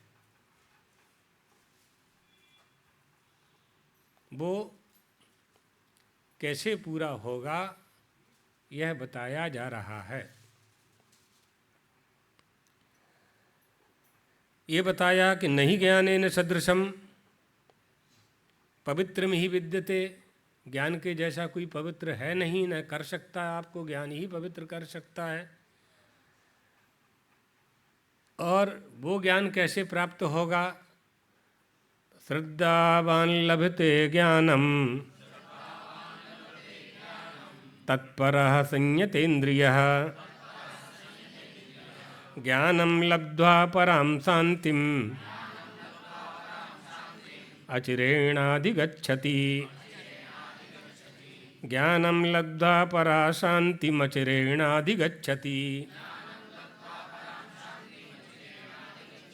हाँ, दोनों को एक साथ कर देंगे तो एक साथ उच्चारण करना है, और संधि करेंगे तो अचिरेणादि, हाँ, शांतिम अचिरेणादि गच्छति। जितेंद्रिय और साधन परायण श्रद्धावान मनुष्य ज्ञान को प्राप्त करता है। ज्ञान को प्राप्त कर वह बिना विलंब के तत्काल ही भगवत प्राप्ति करके शांति को प्राप्त कर लेता है।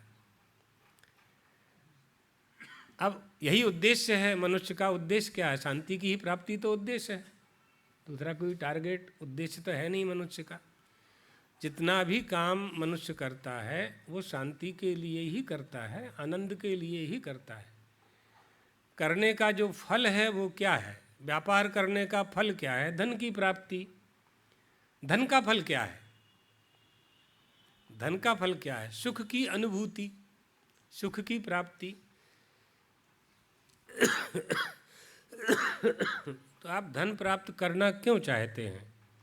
सुख के लिए धन प्राप्त करना चाहते हैं। धनी धन कमा करके धनी होना चाहता है, तो धन में उसका सुख निहित है। अब सुख के दो स्वरूप हैं। धन को साधन बना करके संसार के संसाधनों को घर में भर लेता है, उनसे सुख प्राप्त करता है। और एक धन से कॉलोनी में, सोसाइटी में स्वाभिमान को जागृत करता है। अहम धनी, मैं धनी हूँ। तो कॉलोनी के लोग देवी जी की स्थापना में, गणेश जी की स्थापना में उसको बड़े सोफा पे बैठाते हैं। फिर सोसाइटी का जो मंत्री वगैरह होते हैं, सचिव, सेक्रेटरी, वो फूलहार करते हैं, माला पहनाते हैं। आई कुर्सी दे दो उनको, यहाँ जाओ, यहाँ जाइए। तो माला पहनाते हैं फिर, और माला पहना करके फिर उनका स्वागत करते हैं, फिर उनके लिए भाषण करते हैं, फिर वो जो कुछ नहीं है वो सब बताते हैं। सारी उपाधियां उनको दी जाएंगी कॉलोनी के द्वारा, क्योंकि बौनी है ये। आगे फिर 1 साल बाद फिर गणपति जी ने स्थापना करवानी छे, गरबा करवानो छे, गरबा में फंड फड़ा जो ये सब व्यवहार पक्ष है। व्यवहार पक्ष नहीं करोगे तो नहीं चलेगा। समय परिवर्तित हो गया है, पाश्चात्य जगत ने प्रभाव डाला है, आंशिक प्रभाव तो पड़ा ही है, बहुत से हेतु हैं। इसलिए ये बताया जा रहा है कि शांति चाहिए। तो शांति में 2 प्रकार हैं, एक शांति चाहिए और एक अखंड शांति चाहिए। ज्ञान चाहिए, अखंड ज्ञान चाहिए, बोध चाहिए, अखंड बोध चाहिए।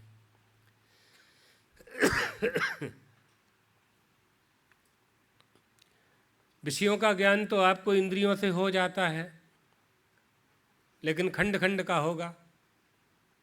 आँख से केवल रूप ही देखोगे आप बस, कान से केवल शब्द ही सुनोगे, नासिका से सुगंध दुर्गंध ही ले सकते हो, रसनेंद्री से गुलाब जामुन या करेला दोनों का स्वाद ले सकते हो। एक एक इंद्रिय एक एक विषय का ही बोध कराएगी, अनुभव कराएगी। अखंड शांति चाहिए, अखंड बोध चाहिए, तो अखंड ज्ञान चाहिए। वो अखंड ज्ञान क्या कैसे प्राप्त होगा? तो आ जाइए 39 में 39, श्रद्धावान लभते ज्ञानम तत्परः संयतेन्द्रियः। जितेंद्रिय और साधन परायण श्रद्धावान मनुष्य को ही ज्ञान प्राप्त होता है। श्रद्धा होनी चाहिए, किसमें होनी चाहिए? गुरु वेदांत वाक्येषु विश्वासा। गुरु में, और गुरु ने जो कहा है, जो वचन कहे हैं, उनके वाक्य पर विश्वास यदि नहीं होगा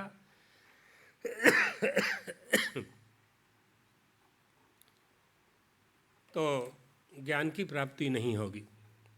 विश्वास पहले होना चाहिए, श्रद्धा विश्वास। श्रद्धा कीदृशी? गुरु वेदांत वाक्येषु विश्वासः। जड़ भरत जी ने राजा रघुगण से कहा, राजन, 100 वर्ष तक, 100 जन्म तक, 100 कल्प तक कपिल मुनि के आश्रम में जाकर ज्ञान प्राप्त करते रहोगे, ज्ञान नहीं मिलेगा। शब्द मिलेंगे, कर्णप्रिय शब्द मिलेंगे, ज्ञान नहीं मिलेगा। क्यों नहीं मिलेगा ब्राह्मण देवता? इसके पहले की बहुत बड़ी कथा है, वो भागवत जी में देख लेना। प्रायः लोग सुनते हैं तो लोगों को मालूम है रघुगढ़ कथा, जड़ भरत की कथा। क्यों नहीं मिलेगा ब्राह्मण देवता?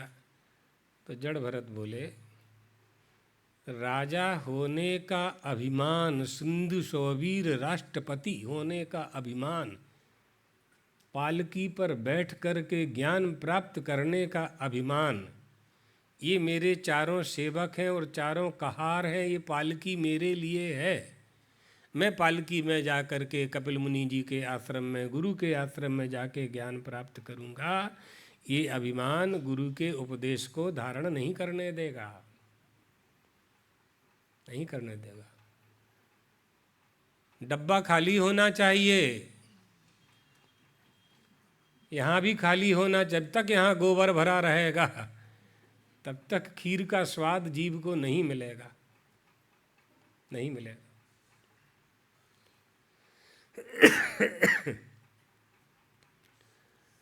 एक महात्मा जी का चेला कहता था, हमको ज्ञान प्रदान करो, ज्ञान प्रदान करो। गुरुजी कहते थे कि बेटा तुम्हारे मस्तक में प्रपंच भरा हुआ है, ज्ञान कहाँ से आएगा? भरेगा ही नहीं। नहीं माना तो गुरुजी ने कहा, कल हम भिक्षा करने आएंगे तुम्हारे घर और वहीं ज्ञान दे देंगे। भिक्षा करने गए तो साधुओं के पास खप्पर होता है, कमंडल और खप्पर।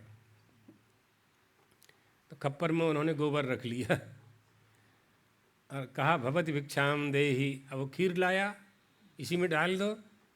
चेला ने कहा, गुरुजी इसमें तो गोबर है, डाल दो।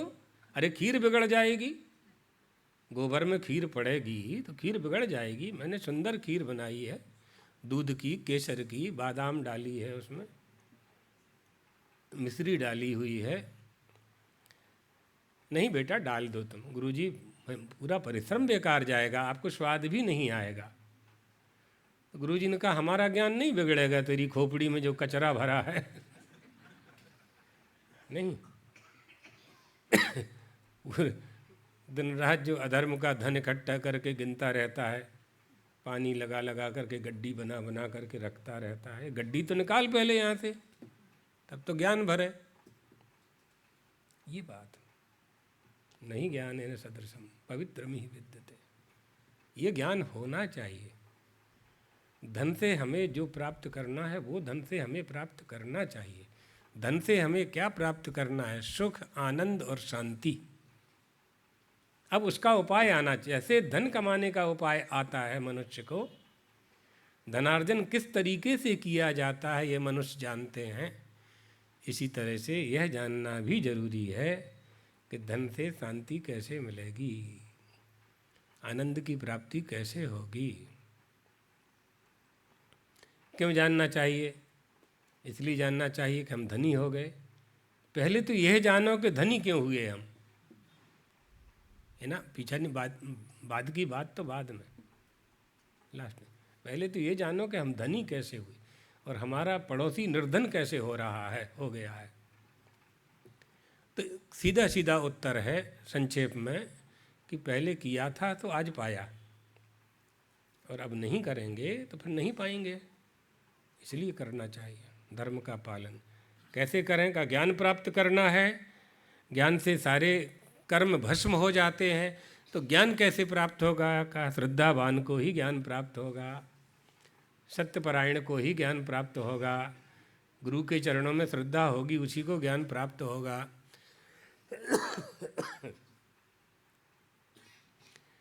हम अपने ज्ञान का दुरुपयोग जब करते हैं, हम अपने ज्ञान को जब विज्ञान में परिवर्तन नहीं करते हैं, विज्ञानम अज्ञान विदाप मार्जनम, हमारा ज्ञान विज्ञान की प्राप्ति के लिए है। विज्ञान की प्राप्ति कब होगी? पहले ज्ञान से अज्ञान को नष्ट करो। अज्ञान जब भस्म हो जाएगा तो केवल ज्ञान बढ़ेगा। तो उन्नति प्रारंभ हो गई, प्रमोशन, ऊपर से ऊपर से ऊपर से ऊपर बढ़ते जाएंगे, विज्ञान को पाएंगे, विज्ञान का जो तत्व है वो क्या है उसे जान पाएंगे। दुरभिगमात्म तत्व निगमाय तबात तनो, परम तत्व को जान जाएंगे। तब तत्काल भगवत प्राप्ति का जो परम शांति रूपी जो फल है ना, वो प्राप्त होगा। श्रद्धालु मनुष्य ज्ञान प्राप्त करता है। भाष्यकार कह रहे हैं श्रद्धालु लभते ज्ञानम श्रद्धालुत्वे इति भवति अपि भवति कश्चित् मंद प्रस्थानः। कोई मंद प्रयत्न करने वाला हो तो क्या होगा? अतः आह, तो बोले तत्परः गुरुपासन आदौ अभियुक्ताः ज्ञान लब्धुपाये। इसलिए कहते हैं कि ज्ञान प्राप्ति के गुरु शुश्रू आदि उपायों में जो अच्छी प्रकार से लगा हुआ है और तत्पर है, श्रद्धावान है और संयतेन्द्रिय संयतानि विषयेभ्यो निर्वितानि यस्य इंद्रियाणि सा संयतेन्द्रियाः। भाष्यकार इसका वर्णन करते हुए कहते हैं जिसकी इंद्रियां वश में की हुई हैं, माने विषयों से जिसकी इंद्रियों ने निवृत्ति ले ली है, वही संयतेन्द्रिय कहलाता है। इंद्रियों को जिसने संयत कर लिया है। एवं भूतः श्रद्धावान, जो इस प्रकार श्रद्धावान तत्पर और संयतेन्द्रिय होता है वह अवश्य ही ज्ञान को प्राप्त होता है। इस प्रकार श्रद्धावान तत्पर और संयतेन्द्रिय प्रणिपातादि ही तु बाह्यः अनैकान्तिकाः अपि भवति मायावित्वादि संभवात् न तु तथा तत्श्रद्धावत्वादौ इति एकांततः ज्ञान लब्धुपायः। बहुत सुंदर विवेचन करते हुए भाष्यकार कह रहे हैं दंडवत प्रणाम आदि तो बाह्य साधन है। साष्टांग प्रणाम करना चाहिए गुरु के चरणों में, उनको वस्त्र अर्पण करना चाहिए, नारियल अर्पण करना चाहिए। रिक्त हस्तम न गच्छे, तो खाली हाथ गुरु के चरण पास नहीं जाना चाहिए। आदि आदि नारियल सुपाड़ी जो भी उपलब्ध है, फल फूल पत्ती, कुछ नहीं है तो बेलपत्री फूल ले जाना चाहिए। लेकिन ये भी बाह्य उपाय हैं, ये अंतरंग साधन नहीं है, बहिरंग साधन है। मुख्य साधन क्या है?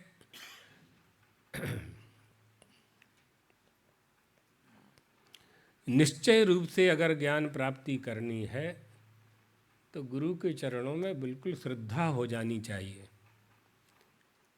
यह श्रद्धा बन जाए कि हमारे जो गुरुजी जो बोलते हैं वो सत्य होता है। एक पीतल की थाली गुरुजी ने दी और चेला से कहा कि सोने के भाव में विक्रय करके लाना। 3 चेला थे, तीनों को छोड़ते हैं, एक ही की बताते हैं। तो चेला ने थाली ले गया सुनार के यहाँ और कहा कि गुरुजी की सोने की थाली है, जितना रुपया होता है दे दो। लाया, गुरुजी को रुपया दिया। गुरुजी ने कहा कि बेटा थाली तो पीतल की थी, सोने के भाव कैसे बेच दी तुमने? 2 चेले पहले जा चुके थे उसी थाली को लेकर। तो उसने दोनों चेलों से कहा कि मेरे मन में ये श्रद्धा थी कि गुरु कभी झूठ नहीं बोल सकता, मेरा गुरु कभी मिथ्या भाषण नहीं कर सकता।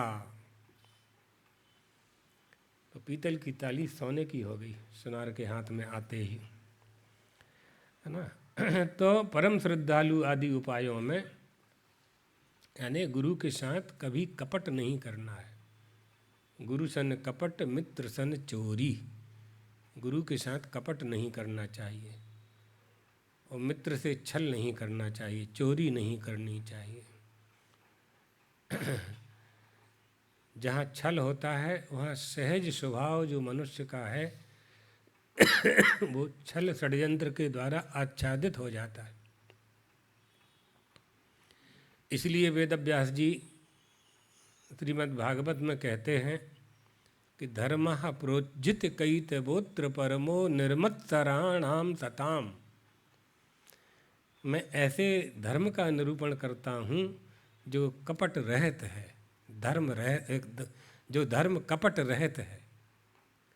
तो शिष्यों ने पूछा कि गुरुदेव क्या धर्म में भी कपट होता है? तो गुरुजी ने कहा हाँ, धर्म में कपट होता है। क्या कपट है धर्म में गुरुजी? फलाभिसंधि, कामना ही कपट है। हम आपकी पूजा इसलिए कर रहे हैं कि हमारा बेटा फर्स्ट क्लास पास हो जाए, और पास हो गया, रिजल्ट आ गया, पसार थई गया, भगवान भूली गया। ये कपट, ये छल है। भगवान का मंदिर इसलिए बना रहे हैं कि हमारे डब्बे में, दान पेटी में पैसा आएगा तो हमारा परिवार चलेगा, इसलिए बना रहे। और एक इसलिए बना रहे हैं कि हम उनकी आराधना करेंगे, जगदम्बा की आराधना करेंगे, हनुमान जी की आराधना करेंगे। तो बुद्धि हमारी क्या है? ज्ञान प्राप्ति कैसे होगी? ज्ञान को हम कैसे पाएंगे? ज्ञान का स्वरूप क्या है? तो उसे कहते हुए ज्ञान प्राप्त होकर मनुष्य मोक्ष यानी परम शांति, उपरमता को बहुत शीघ्र ही प्राप्त कर लेता है, बहुत शीघ्र प्राप्त कर लेता है। सम्यक दर्शनात् क्षिप्रम मोक्षः भवति।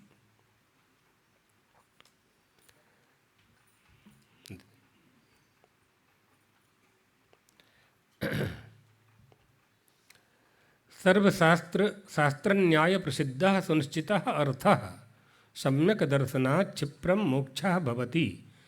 यथार्थ ज्ञान से तुरंत मोक्ष की प्राप्ति होती है। युक्तियों के द्वारा भी, शास्त्रों के द्वारा भी यह बात कही गई है, सिद्ध की गई है। अत्र संशयः, यह संशय नहीं करना चाहिए। क्यों संशय नहीं करना चाहिए? पापिष्ठा ही संशयः, संशय ही पाप है, बड़ा दोष लगता है ना। भगवान भी कहीं कहते हैं संशयात्मा विनश्यति, विनाश हो जाता है संशय करने वाले। कहाँ आप कहीं तो स्थिर होंगे, किसी वस्तु में तो अपनी बुद्धि को स्थिर करेंगे। सर्वत्र यदि संशय हो करते ही रहेंगे तो आपका कोई काम सिद्ध नहीं होने वाला है। जो धनी लोग जो हैं और रुपया इन्वेस्ट करते हैं और उन संशय करते रहें कि घाटा न थी जाए, नुकसान न थी जाए, तो कुछ कर ही नहीं सकते आप। खेड़ुआत बवनी करे तो बवनी क्यों करता है? एक मन का 10 मन करने के लिए करता है, और उसके मन में ये जाए कि फसल खराब न थी जाए, तो वो बवनी नहीं करेगा, फिर खेतर में बवनी ही नहीं होगी। कहीं तो संशय से मुक्त होना पड़ता है। आपका बेटा पढ़ेगा कि नहीं पढ़ेगा, ये संशय बैठ जाए तो आप स्कूल में ले ही नहीं जाएंगे उसको, एडमिशन ही नहीं। सब जगह तो रिस्क लेते हैं ना आप, सब जगह आप तय करते हैं, संशय मुक्त होकर के काम करते हैं। इसी तरह से परमात्मा को प्राप्त करने का उपाय भी बिना संशय के करना चाहिए। कोई संशय मन में नहीं होना चाहिए।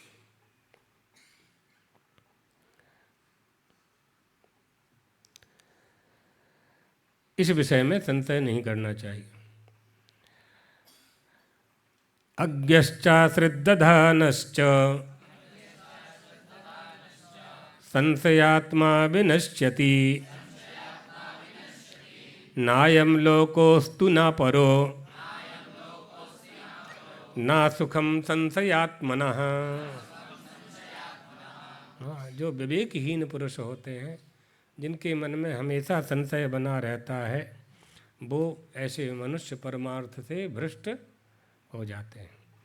संशय युक्त मनुष्य के लिए न लोक है और न परलोक है, दोनों ही उसके बिगड़ जाते हैं।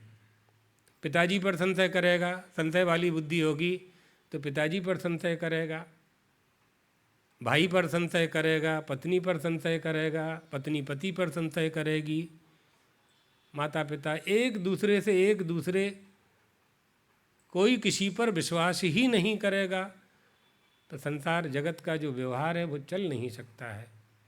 इसलिए चलते हुए जगत के व्यवहार में सुख की प्राप्ति करनी है तो कहीं ना कहीं भरोसा तो करना ही चाहिए, और करते भी हैं। हवाई जहाज़ पर तो भरोसा करते ही हो ना, तभी तो चलते हो। कितने हजार फीट ऊपर उड़ता है वो, संशय हो जाए कि वो नीचे ना गिर जाए तो कैसे यात्रा करोगे। रेलगाड़ी, बैलगाड़ी, तमाम गाड़ियाँ। केवल परमार्थ का जब प्रसंग आता है तब संशय आता है कि श्री राम हैं कि नहीं, श्री राम हैं तो फिर भगवान है कि नहीं, और यदि वो भगवान है तो रोए क्यों। हे खग मृग हे नभचर श्रेणी, तुम देखी सीता मृग नयनी। नभचर खगचर निवास करने वाले पशु पक्षी मृग, अरे मेरी सीता जी को देखा, सीता जी को देखा, सीता जी को देखा, पूछ रहे हैं। वृक्ष से पूछ रहे हैं, लता से पूछ रहे, मृग से पूछ रहे हैं, गोदावरी से, हंस सारस संगुष्ठम वंदे गोदावरीम नदीम, सबसे पूछ रहे हैं मेरी सीता, मेरी सीता, हाय सीता, हाय सीता। संशय हो गया ना। सती जी को हो गया था तो मनुष्य की तो साधारण बात है। महादेव चले जा रहे थे सती जी के साथ, है ना, संशय हो गया। इसलिए कह रहे हैं भगवान अर्जुन से, संशय आत्मा विनश्यति, है ना, संशय वाला नष्ट हो जाता है। उसको न लोक की प्राप्ति होती है और न परलोक की प्राप्ति होती है, न उसे सुख मिलता है, अर्थात वह आत्मज्ञान से रहित रहता है, आत्मज्ञान की प्राप्ति नहीं होती। क्यों? गुरु वाक्य शास्त्रेषु अविश्वासवान च संशयात्मा च संशय चित्ता च विनश्यति। क्यों होता है ऐसा? का संशयोत्पत्ति है, संशय की उत्पत्ति होने के कारण। अज्ञाश्रद्धानव यद्यपि विनश्यता, यद्यपि अज्ञानी अश्रद्धालु भी नष्ट होते हैं, परंतु जैसा संशयात्मा नष्ट होता है वैसे वो नष्ट नहीं होते। इस सब में संशयात्मा अधिक पापी है, ज़्यादा पापी है। उसके मन में पाप ही बैठा हुआ है, भगवान ही पे संशय कर रहा है, पिता पर ही संशय कर रहा है। कथम अधिक पापी कैसे है? न अयम साधारणः अपि लोकः अस्ति तथा न परलोकाः न सुखम तत्र अपि संशयोत्पत्ते संशयात्मनः संशयचित्तस्य तस्मात् संशयः न कर्तव्यः। ईश्वर की कृपा प्राप्त करना चाहते हो, निष्ठा बना करके संशय का त्याग ही करना पड़ेगा। संशयात्मा को, अर्थात जिसके चित्त में संशय है, उस पुरुष को न साधारण मनुष्यलोक प्राप्त होता है, न परलोक, न सुख ही मिलता है, न सुखम। तत्र अपि संशयोपपत्ते है, क्योंकि संशय होना संभव है। क्यों संभव है? पांच भौतिक देह है, जगत का प्रपंच है, व्यवहारिक दशा में पड़ा हुआ है, संभव है, असंभव नहीं है। लेकिन असंभव क्या है? आत्मबोध। असंभव क्या है? ज्ञान की प्राप्ति। असंभव क्या है? उसे प्राप्त करना है जो हमारे घर में नहीं है, उसे प्राप्त करना है जो हमारे पास नहीं है, उसे प्राप्त करना है जिसे प्राप्त करके कुछ भी प्राप्त करने की इच्छा मन में ना हो। ये किस में संभव है? ये मात्र 84 लाख शरीर में मनुष्य में ही संभव है। बीजा प्राणियों में संभव નથી। परमात्मा पण बीजा प्राणियों में आशा रखता नहीं, मनुष्य से ही आशा रखता है। धर्माधर्म की प्रवृत्ति मनुष्य में ही है, इसलिए भगवान आशा करता है। जैसे आप लोग अपने सेवक, अपने नौकर से आशा करते हो कि वो हमारी आज्ञा का पालन करे, इसी तरह से परमात्मा भी सृष्टि का उत्पादक है। अपनी सृष्टि में उत्पन्न हुए इन मनुष्यों से आशा करता है कि ये हमें जाने, हमें माने। जैसे हम अपने माता पिता को माता पिता मानते हैं, परमात्मा भी सोचता है कि हमें परम पिता माने। क्या हानि है? और तुम्हारे मानने में तुम्हारा बिगड़ता क्या है? कौन सी संपत्ति जाती है? कौन सी जमीन का प्लाट परमात्मा मानता है? कौन से रुपये की गड्डी मांगता है? कौन सा सोना चांदी मांगता है? कुछ नहीं मांगता, कहता है मानो बस। हम तुम्हारे बाप के बाप के बाप है, इतना मान लो। बहुत ज़्यादा कुछ करने की आवश्यकता नहीं, इतने में हम सब कुछ दे देंगे, सब कुछ दे देंगे। क्योंकि कोई भी पिता अपनी संतान को दुखी नहीं कर सकता है। कोई भी माता पिता अपने बेटा बेटी को कभी दुखी देख नहीं सकते हैं। तो फिर वो तो परम पिता है, वो तुम्हें कैसे दुखी देख सकता है? जिस दुख को तुम्हारे माता पिता दूर नहीं कर सकते हैं, उस दुख को दूर करने वाला परम पिता है। इसलिए भगवान कहते हैं, यस्याहम अनुग्रहणामि हर्षे तद्धनम शनैः ततो धनम त्यजन्त्यश्च स्वजना दुख दुखितम। सारे लोगों पर परमात्मा, सारे लोगों पर मनुष्य भरोसा करता है, भगवान पर भरोसा नहीं करता। और जब तक सारे लोगों पर भरोसा करता है तो भगवान कहता है कि हमें तुम्हारी आवश्यकता नहीं है। जिन जिन पर तुम भरोसा कर रहे हो, पहले उनकी पूरी सहायता ले लो, पूरी सहायता ले लो। जन्म से लेकर शमशान तक, मृत्यु तक, दुख से लेकर अस्पताल तक, जितने लोग तुम्हारी सहायता करने वाले हैं, सबको आजमा के देख लो। जब कोई साथ नहीं दे, कोई साथ ना दे, हमारा स्मरण कर लेना, हम आएंगे। हम कई बार परीक्षा लेने के लिए धन का हरण करते हैं। धन का हरण इसलिए करते हैं कि जब धन चला जाता है तो वो धनी निर्धन हो जाता है। निर्धन होकर के मेरा भजन करता है तो मैं उसे सच्चा सुख देता हूँ। जो धनी होकर के मेरा भजन करते रहते हैं, उनका धन तो जाता नहीं है, ये बात भी समझ लो। जो धनी होकर के परमात्मा का भजन करते रहते हैं और ये मानते हैं कि परमात्मा ने ही ये दिया है, उन्हीं की कृपा से प्राप्त हुआ है, और जो धनी होकर के मेरा भजन छोड़ देते हैं तो धन का अभिमान हो जाता है। तो कई बार मैं उनका अभिमान दूर करने के लिए उन्हें निर्धन करता हूँ। और जब मैं निर्धन करता हूँ तो उसके स्वजन, बंधु बांधव, वैवाही, समधी, समधन, कोई उसकी सहायता नहीं करता। गिरती हुई डाली को कौन संभाले? झाड़ से जो पत्ता गिर गया फिर झाड़ में नहीं लगता है, फिर हवा के वेग में उड़ता ही जाता है, उड़ता ही जाता है, न जाने कहाँ नाली में जाके गिरता है। परमात्मा की कृपा से च्युत हुआ तो कहाँ जाएगा? दुनिया छोड़ेगी, भगवान संभालेंगे। भगवान छोड़ेंगे तो कौन संभालेगा? कौन संभालेगा? इसलिए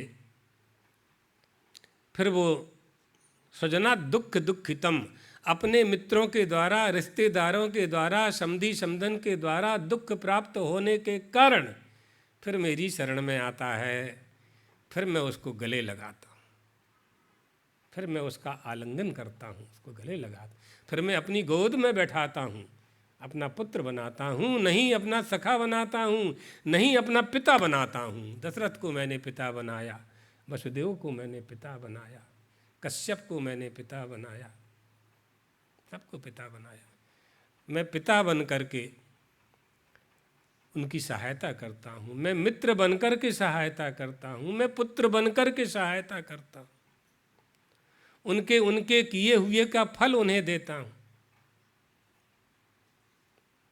उनके किए हुए का फल मुझे देता हूँ। मुझे दुख होता है कि जिस सृष्टि की मैंने रचना की, जो ज्ञानमय सृष्टि का निर्माण मैंने किया, वह सृष्टि अज्ञान के वशीभूत होकर के मेरा त्याग कर रही है। और जिनका त्याग करने के लिए मैंने उपदेश दिया, उसके हृदय में बैठ कर के बुद्धि प्रदान की उसे कि मेरा स्मरण करना, तो मेरा तो विस्मरण करता है और संसार के जगत के प्रपंच का स्मरण करता है, इसलिए मैं उसके पास होते हुए भी वह मुझे नहीं जान पाता है।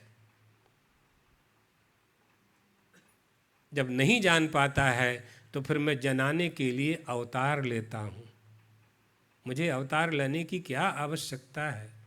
मैं जनाने के लिए, उसको समझाने के लिए, धर्म के मार्ग पर चलाने के लिए, धर्म मनुष्य को कैसे काम करना, कैसे आचरण करना चाहिए यह बताने के लिए 24 बार अवतार लेता हूँ, 10 बार अवतार लेता हूँ। मैं नवदुर्गा बन कर के आती हूँ, 10 महाविद्या बन कर के आती हूँ, अचिंत शक्ति बन कर के मैं आता हूँ। अचिंत शक्ति वो जगदम्बा है, वो भगवती है। जीव के कल्याण के लिए, जीव को परमार्थ के पथ पर चलाने के लिए भगवान का अवतार होता है और हम सबको उस मार्ग पर वो चलाते हैं। इसलिए ज्ञान की ही बात चल रही है। नहीं ज्ञाने न सदृशम, कोई ज्ञान से बढ़कर के कोई वस्तु हो नहीं सकती। तो यह ज्ञान भी होना जरूरी है कि पिता, दादा, दादा, नाना, नानी के साथ एक परम पिता भी है, एक परम पिता परमेश्वर भी है। उस परम पिता परमेश्वर का स्मरण करते रहना ही विपत्ति का जाना है और उनका विस्मरण कर देना ही विपत्तियों का आगमन है। श्री राम जय राम, जय जय राम।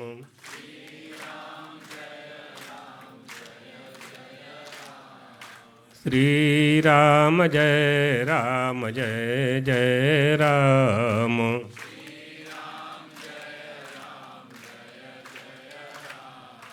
श्री राम जय राम, जय जय राम।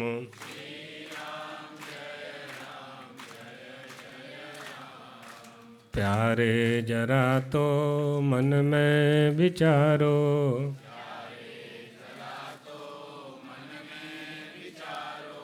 क्या साथ लाए क्या ले चलोगे।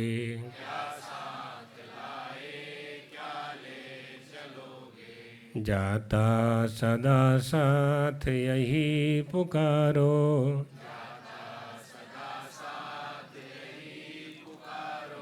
गोविंद दामोदर माधवेति।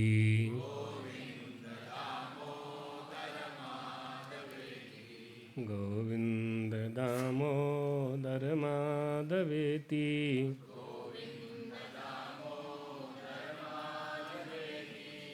हे कृष्ण हे माधव हे सखेति।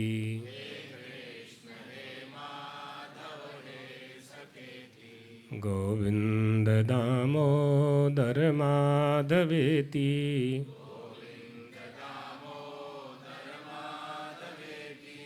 हे कृष्ण हे माधव हे सखेति।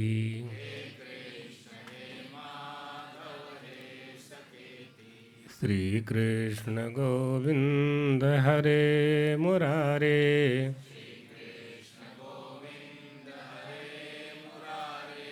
हे नाथ नारायण वासुदेव।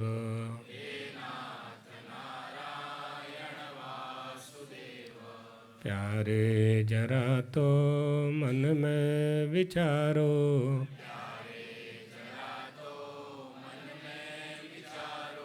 क्या साथ लाए क्या ले चलोगे।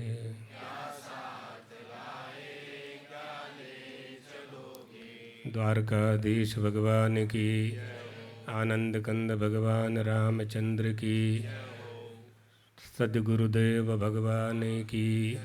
हर हर महा